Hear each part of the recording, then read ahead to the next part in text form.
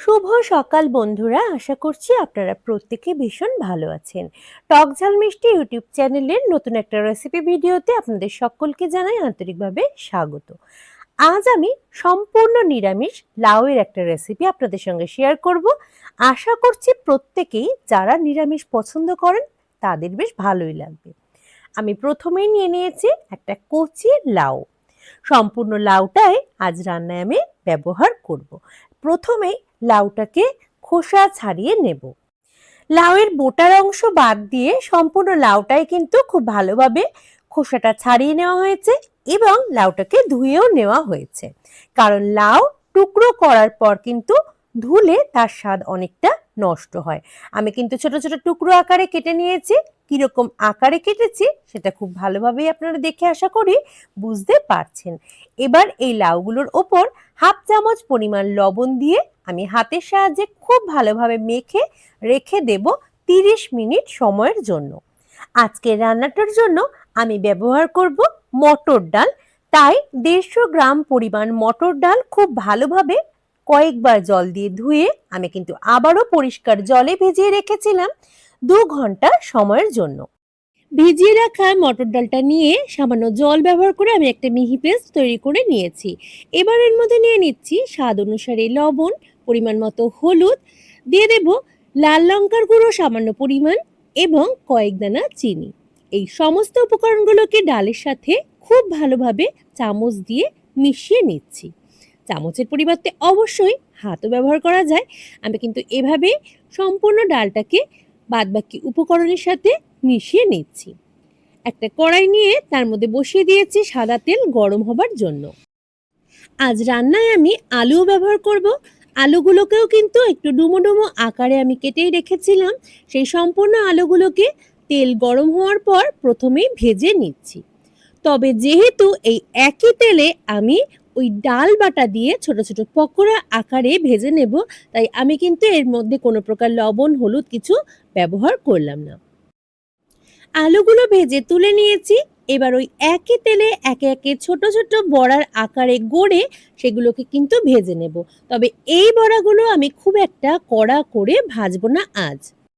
এই ডালের বড়া বা পকোড়াগুলোর এক পাশটা কিন্তু ভাজা হয়ে গেছে, আমি উল্টে দিয়েছি। আর ঠিক এভাবেই হালকা লালচে রং ধরা অবধি ভেজে বড়াগুলোকে তুলে নেব।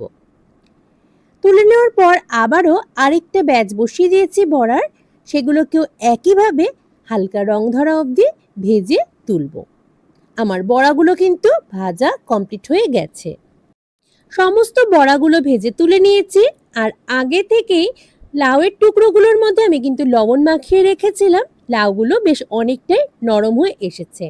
বড়াগুলো ভেজে তুলে রাখার পর যতটুকু তেল অবশিষ্ট ছিল তাতে দিয়ে দিয়েছি আমি ফোড়ন হিসাবে গোটা জিরে। জিরেটা ভেজে নেওয়ার পর দিয়ে দিয়েছি 1.5 চামচ পরিমাণ আদা বাটা। মিনিট 2 সময়ের জন্য আদাটাকে ভালোভাবে কষিয়ে নিয়েছি। আর এবার তেলের উপর দিয়ে দিলাম স্বাদ অনুসারে লবণ এবং হলুদ।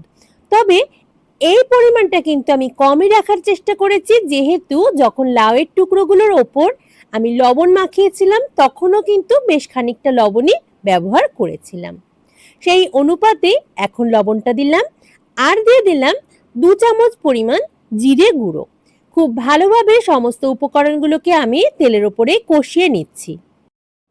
আদা এবং জিরে এই পর্যায়ে কিন্তু খুব ভালোভাবেই কষানো হয়ে এসেছে। এবার আমি আগে থেকে লবণ মাখিয়ে রাখা টুকরো করা লাউগুলোকে যুক্ত করে দিলাম। অনেকক্ষণ ধরে লবণে ভেজানোর ফলে লাউগুলো কিন্তু অনেকটাই নরম হয়েছে। আর সাথে লাউয়ের থেকে বেরিয়ে গেছে বেশ খানিকটা জল, সেটাকে ফেলে দিয়েছি আর লাউয়ের টুকরোগুলোকে যোগ করে দিয়েছি রান্নায়। লাউয়ের এই নিরামিষ পদটা কিন্তু খুব বেশি ঝাল ভালো লাগে না। আমি দিয়ে দিলাম 2টো চিড়ে নেওয়া কাঁচা লঙ্কা। আজ কিন্তু লাল লঙ্কার গুঁড়ো আমি ব্যবহার করিনি রান্নার জন্য। আগে থেকে ভেজে তুলে রাখা যে আলুর টুকরোগুলো সেগুলোকেও এই পর্যায়ে আমি যুক্ত করে দিলাম আর লাউয়ের সাথে একসাথে বেশ খানিকক্ষণ সময়ের জন্য কষিয়ে নেব। গরমে খাওয়ার জন্য লাউ কিন্তু ভীষণই উপকারী একটা সবজি। আর এভাবে যদি হালকা পাতলা ভাবে লাউ রান্না করে খাওয়া যায়, স্বাদ যেমন হবে দুর্দান্ত, তেমন কিন্তু পুষ্টিগুণে ঠাসা। লাউ এবং আলু বেশ খানিকক্ষণ ধরে কষিয়ে নেওয়ার পর আমি দিয়ে দিয়েছি বেশ খানিকটা গরম জল, যাতে লাউ এবং আলুটা খুব ভালোভাবে সেদ্ধ হয়ে যায়। জলটা অল্প খানিকক্ষণ ফুটে উঠলেই দিয়ে দিলাম আগে থেকে ভেজে তুলে রাখা বড়াগুলোকেও। লাউটা বেশ খানিকক্ষণ ধরেই আমি কিন্তু কষিয়ে নিয়েছি, আর লাউ সেদ্ধ হতেও অনেক বেশি সময়ের প্রয়োজন হয় না। বড়াগুলোকেও দিয়ে দিলাম, যাতে এই যে গ্রেভিটার জন্য আমি জলটা দিয়েছি তাতে বড়াগুলো সুন্দরভাবে সফট হয়ে আসে। যেহেতু সম্পূর্ণ নিরামিষ রান্না, আমি হাফ চামচ পরিমাণ চিনিও যুক্ত করে দিয়েছি। খুব ভালোভাবে বেশ খানিকক্ষণ ধরে জাল করার ফলে লাউ, আলু এবং বড়া বেশ সুন্দরভাবে নরম হয়ে এসেছে। এই পর্যায়ে আমি দিয়ে দিলাম হাফ চামচ পরিমাণ ঘি এবং সাথে 1 চামচ পরিমাণ শাহি গরম মশলার গুঁড়ো। একবার খুন্তির সাহায্যে সমস্ত উপকরণের সাথে মিশিয়ে নিচ্ছি। আমার রান্নাটা কিন্তু সম্পূর্ণ হয়ে গেছে। কেমন লাগলো আজকের এই নিরামিষ রেসিপিটি অবশ্যই জানাবেন। ভালো লাগলে লাইক করতে ভুলবেন না, আর যারা প্রথমবার দেখছেন আমি অনুরোধ করব সাবস্ক্রাইব করে পাশে থাকবার জন্য। আজ এই পর্যন্তই। নতুন রেসিপি ভিডিও নিয়ে আপনাদের সামনে হাজির হব খুব তাড়াতাড়ি। ততক্ষণের জন্য যে যেখান থেকে দেখছেন সকলেই খুব ভালো থাকবেন, আর অবশ্যই সাথেও থাকবেন টক ঝাল মিষ্টি ইউটিউব চ্যানেলের।